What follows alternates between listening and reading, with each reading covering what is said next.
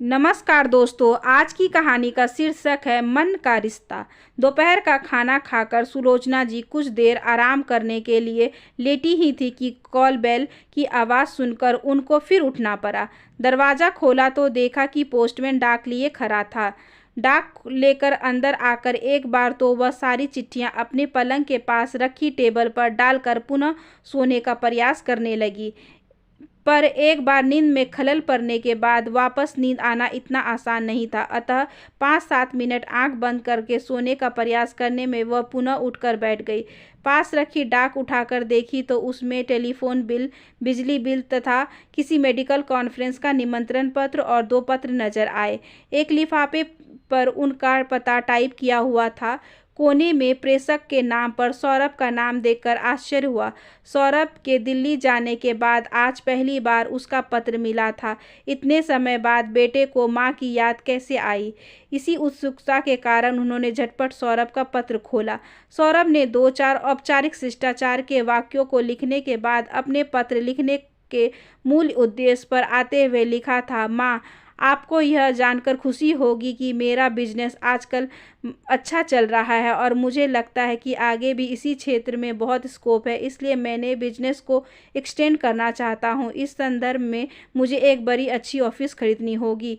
माँ, आप तो जानती हैं कि किसी भी मेट्रो सिटी में एक छोटी सी दुकान खरीदना भी कितना मुश्किल होता है। हालांकि मेरी कमाई अच्छी है, पर मैं अपने बिजनेस के मुनाफे को तो अपने व्यापार विस्तार में लगा देता हूँ। अब मुझे ऑफिस खरीदने के लिए अतिरिक्त रुपयों की व्यवस्था करनी होगी।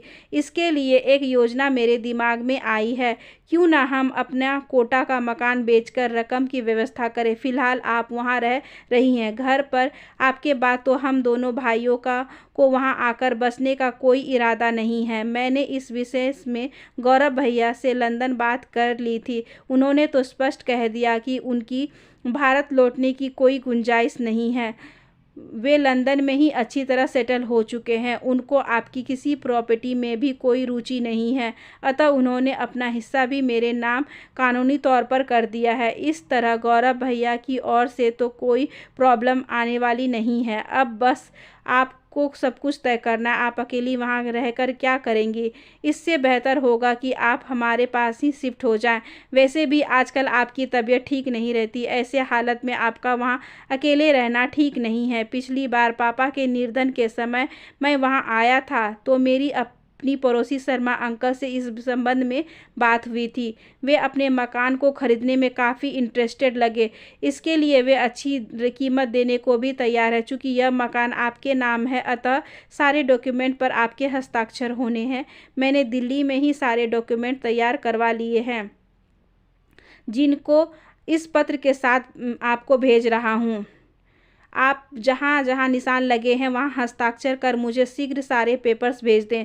मुझे पूरा विश्वास है कि आप इस संबंध में कोई ढील नहीं करेंगी। वह मुझे अविलंब अपने हस्ताक्षर करके पेपर्स भेज देंगी। शेष कुशल, आपका सौरभ। सौरभ का पत्र पढ़कर वह हैरान सी हो गई थी। कभी पत्र को तो कभी उसके डॉक्यूमेंट को देख रही थी। बिना उनके सलाह मशवरा किए अपनी ओर से तो सौरभ ने सब कुछ तय कर डाला था। गनीमत थी कि मकान उनके नाम था, अन्यथा वह तो शायद मकान का सौदा भी अपने आप करके उनको सूचना भर दे देता।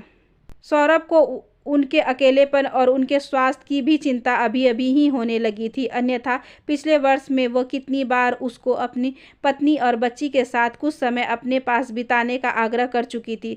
सौरभ का पत्र खोलने के पूर्व उसका पत्र पाने का जो सुखद उत्साह उनमें था वह काफूर हो गया था। मन में एक अजीब सी रिक्तता का एहसास हो रहा था। वह सोच रही थी कि आजकल की पीढ़ी कितनी व्यक्तिपरक और आत्मकेंद्रित हो गई थी। रागनी भी उनकी संतान थी, पर सौरभ ने उनकी संपत्ति में उसकी हिस्सेदारी को शायद जानबूझकर अनदेखा कर दिया था। सौरभ का पत्र पढ़ने के बाद उन्होंने जब दूसरा पत्र उठाया तो उस पर लिखी रागनी की हस्तलिपि को पहचानने में वे कैसे भूल कर सकती थी। वैसे भी रागनी से तो उनका पत्रचार चलता रहता था। रागनी ने क्या लिखा होगा, यह उत्सुकता से उन्होंने उसका पत्र भी खोला। रागनी ने लिखा था, पूज्य माँ, इस बार मेरे पत्र देने में कुछ विलंब हुआ, क्षमा करें। आप तो जानती हैं कि नए नए अस्पताल को जमाने की व्यवस्था में सब समय कब निकल जाता है पता ही नहीं चलता। माँ, आपको यह जानकर प्रसन्नता होगी कि रोहित और मैंने मिलकर एक योजना बनाई है कि अपने अस्पताल के साथ के ब्लॉक में ही एक नया शिशु गृह खोलें, जहां बेसहारा और अनाथ बच्चों का लालन पालन किया जा सके। हमारे नए शिशु गृह पालना का निर्माण कार्य काफ़ी हद तक हो चुका है।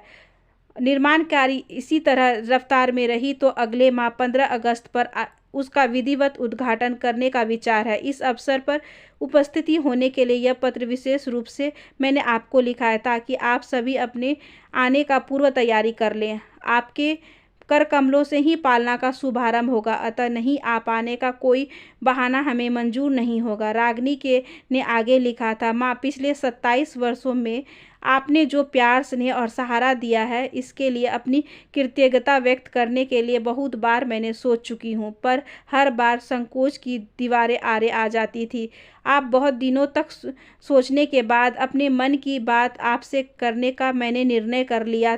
माँ, आपने मुझ बेसहारा, अनचाही, बिन माँ की संतान को अपनाकर मुझ पर जो उपकार किया है, उसके लिए मेरे हृदय का रोम रोम आपके प्रति ऋणी है।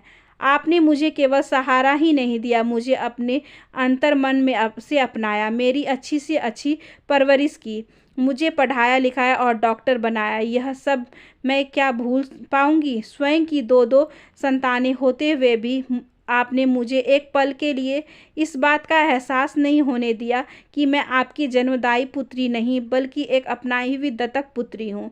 अपने बचपन की एक एक स्मृति की मैंने बहुत सहेज कर रखा है। जब गौरव और सौरभ भैया मुझे छेड़ते, तंग करते, तब भी आप उनका पक्ष लेने की बजाय सदैव मेरी ही तरफदारी करती। माँ, आपने बचपन में तो यही समझती थी कि आप ही मेरी जननी हैं, पर जब कुछ समझ आई तो हकीकत का पता चला तो आपके प्रति मेरी श्रद्धा दुगुनित हो गई। उसी दिन से आप मेरी सब कुछ, फ्रेंड, फिलोसोफर, गाइड बन गई थी। माँ, मैंने भगवान को तो नहीं देखा, पर आप में मुझे हमेशा भगवान ही नजर आए हैं। आपने मेरे जैसी असहाय, लाचार और बेबस बच्ची को अपनाकर समाज में अपनी उदारता का जो आदर्श स्थापित किया है, वही पथ मेरे जीवन का मार्गदर्शक बन गया। मेरी बहुत वर्षों से यही अभिलाषा रही कि मैं आपकी तरह जीवन में कम से कम एक अनाथ को सनाथ बना पाऊँ। रोहित का हर तरह सहयोग और मार्गदर्शन तथा आपकी प्रेरणा ही मेरे जीवन का पाथ्य बने। जिस दिन आपके कर कमलों का पालना का शुभारंभ होगा, वह दिन मेरे जीवन का स्वर्णिम दिन होगा। आपके 65वें जन्मदिवस पर रोहित और मेरा आपके लिए यह छोटा सा उपकार है। बस अब तो आपके आगमन की प्रतीक्षा है, कृपया निराश नहीं कीजिएगा। रागिनी के पत्र की आत्मीयता ने उन्हें भीतर तक सरोबार कर दिया। वह चुप चुप सी शांत स्वभाव वाली लड़की आज सहसा कितनी मुखर हो गई थी। आज अचानक ही जीवन के धूप छांव का साथ साथ अनुभव हो रहा था। उनके सामने एक और सौरभ का पत्र था, जिसमें केवल अपने हक और अधिकारों की बात लिखी गई थी। अपने दोनों पुत्रों की अच्छी से अच्छी परवरिश के लिए उन लोगों ने क्या कुछ नहीं किया। अच्छी से अच्छी स्कूल, हॉस्टल में उन्हें भेजा, उनको जीवन की हर सुविधाएं उपलब्ध करवाई, पर उनके बच्चे ने, यह तो हर माँ बाप का बच्चों के प्रति कर्तव्य होता है, यह समझकर कभी उनकी भावनाओं को महत्व नहीं दिया। दूसरी ओर रागिनी का पत्र था। पत्र के हर शब्द में उनके प्रति उनकी श्रद्धा और आदर के भाव थे। रागिनी ने उनको इतना सम्मान दिया था कि उसके पत्र को पढ़कर एक बार तो सौरभ के पत्र से मिली व्यथा और पीड़ा को भी वह भूल गई। आज अचानक मिले सौरभ और रागिनी के पत्रों ने उनके शांत जीवन में पुनः एक हलचल सी ला दी थी। दोनों ही पत्र दिल्ली से आए थे, पर दोनों को लिखने के पीछे उद्देश्य भिन्न थे। वे सोच रही थी कि रिश्तों के भी कितने आयाम हैं। गौरव और सौरभ को तो उन्होंने जन्म दिया था, उनसे तो खून का रिश्ता था, फिर दोनों बच्चों ने इस रिश्ते को कभी विशेष महत्व नहीं दिया, और जबकि रागिनी से उनका कोई रक्त संबंध भी नहीं था, फिर भी वह उनके हृदय में कितनी नज़दीक थी। रागिनी के व्यवहार में, आचार में उनके प्रति श्रद्धा और सम्मान था। इस बात कुछ अंदाज उन्हें दिल तक छू गया था। वे सोच रही थी कि लोग कहते हैं कि खून का रिश्ता ही सब कुछ होता है, पर उन्हें तो लगता है कि मन के रिश्ते से बड़ा कोई रिश्ता नहीं होता। धन्यवाद। आशा करती हूँ कि आज की ये छोटी-सी कहानी आपको अच्छी लगी होगी। अगर अच्छी लगी हो तो please like, share and subscribe करें हमारे चैनल को। धन्यवाद।